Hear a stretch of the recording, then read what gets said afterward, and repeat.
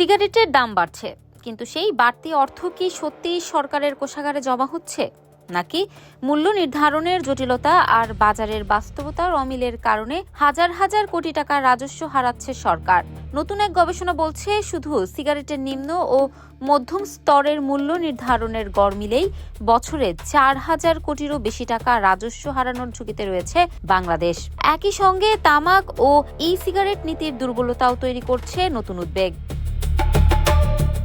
বেসরকারি গবেষণা প্রতিষ্ঠান power and participation research centre বা পিপিআরসির এক সমীক্ষায় উঠে এসেছে এমন চিত্র।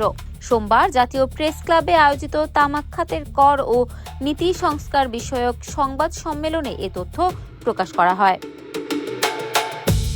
অনুষ্ঠানে সভাপতিত্ব করেন পিপিআরসির নির্বাহী চেয়ারম্যান হোসেন জিল্লুর রহমান। মূল প্রবন্ধ উপস্থাপন করেন সংস্থাটির জ্যেষ্ঠ গবেষক ইহতিসাম হাসান।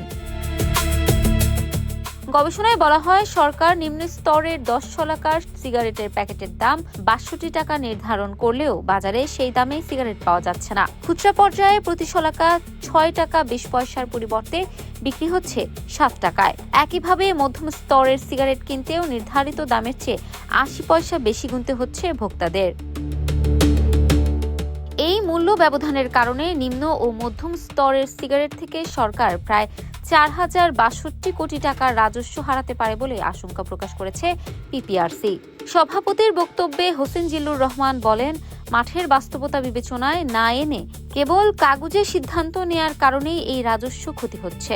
তিনি বলেন, দামের এই অসামঞ্জস্য দূর করে কার্যকর কর নীতি প্রণয়ন করা জরুরি। এছাড়া ই সিগারেট বিষয়ে সরকারের বর্তমান অবস্থান নিয়ে উদ্বেগ প্রকাশ করেন তিনি।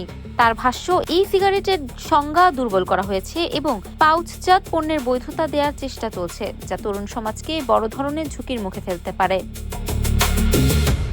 সংবাদ সম্মেলনে সিগারেটের নিম্ন স্তরের প্যাকেটের দাম 62 টাকার পরিবর্তে 70 টাকা এবং মধ্যম স্তরের 92 টাকার পরিবর্তে 100 টাকা নির্ধারণের সুপারিশ করা হয়। অনুষ্ঠানে আরও বক্তব্য দেন ঢাকা বিশ্ববিদ্যালয়ের শিক্ষক শাফিউন এন শিমুল এবং SM আব্দুল্লাহ। ইফাত আর আইরিন, ক্যাম্পাস টাইমস।